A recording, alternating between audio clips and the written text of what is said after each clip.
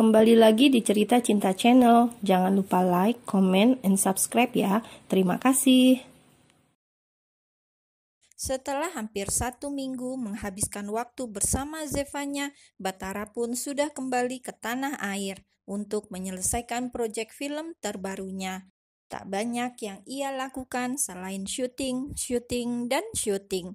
Kesehariannya tidak banyak berubah seperti sebelum kedatangan Zevanya dalam hidupnya.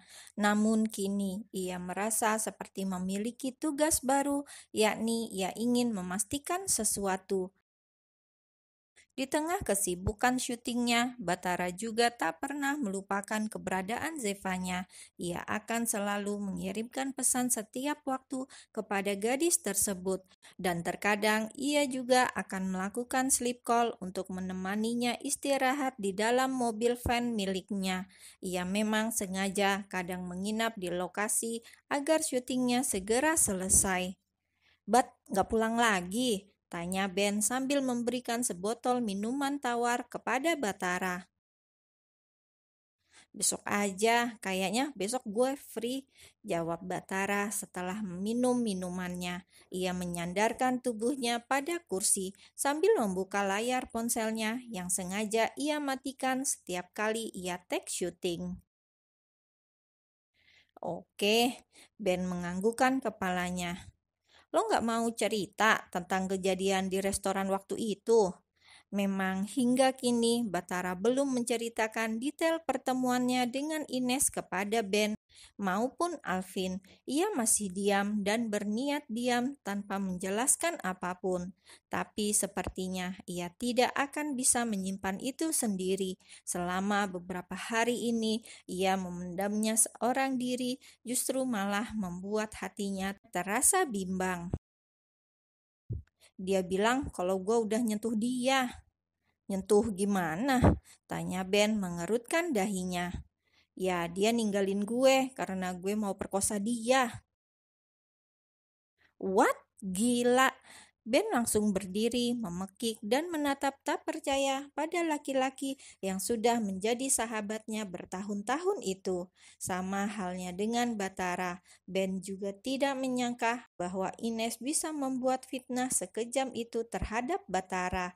Tentu saja Ben sangat mengenal Bathara, bahkan jauh lebih dekat dibanding Alvin sekalipun. Jadi ia tidak percaya jika Bathara sampai berani menyentuh gadis yang dicintainya hanya karena nafsu semata. Bathara menghela nafasnya dengan berat.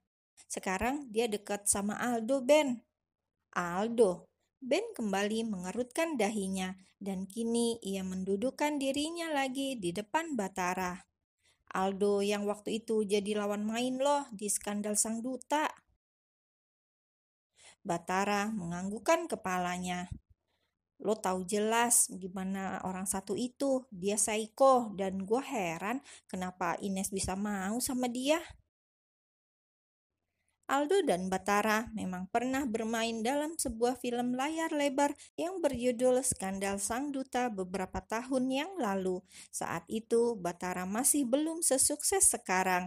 Aldo lah yang menjadi pemeran utama di film itu, sedangkan Bathara berperan sebagai pemeran antagonis.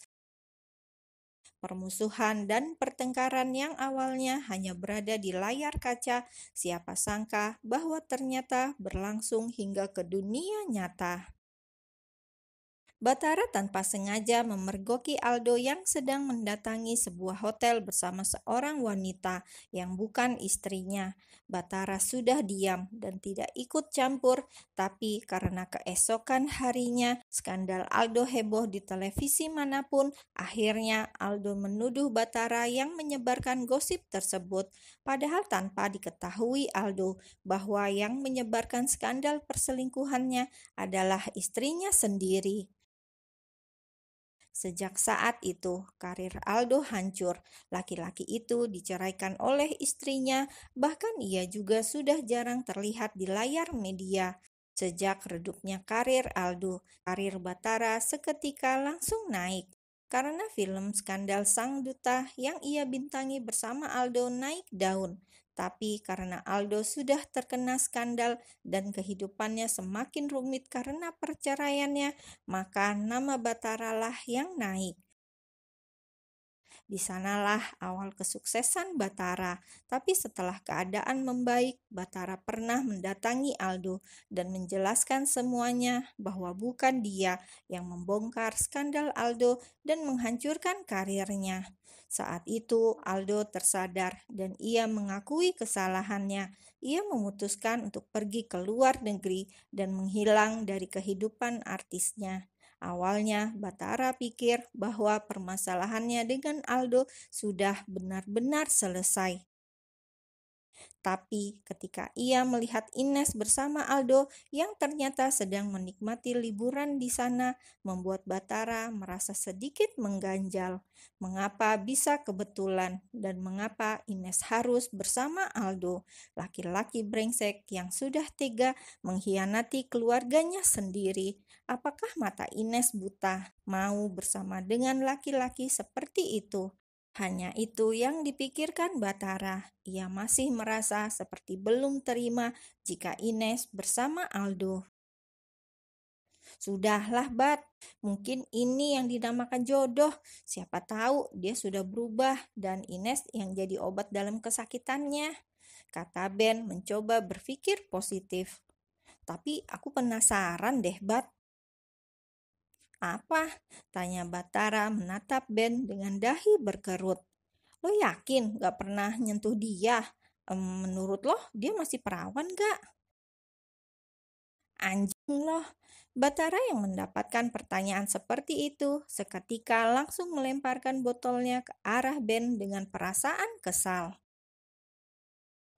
Heis, gue cuma bercanda Batara, seru Ben tak kalah kesal dan langsung berdiri.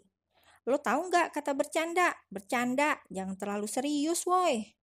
Gue lagi gak mau bercanda sama lo, catus Batara mendengus kesal, namun membuat Ben semakin tergelak. Kalau pas putus dari lo, oke, gue tahu dia pasti masih perawan. Sama itu bocah gimana? Kira-kira itu bocah gledek dikasih apaan sama dia? Gue penasaran bisa secinta mati itu dia sama si Ines, kata Ben semakin menahan tawanya saat melihat raut wajah Batara yang terdiam. Secara tidak langsung, kini Batara juga sudah mulai meragukan kesucian Ines, mengingat bagaimana Badai sangat membencinya karena fitnah yang dibuat oleh Ines. Ditambah sekarang kedekatan Ines dengan Aldo yang sampai berlibur berdua. Tentu saja berbagai pikiran negatif ikut hinggap dalam benak Batara. Tapi laki-laki itu terus mengelak dan menolak untuk berpikir negatif.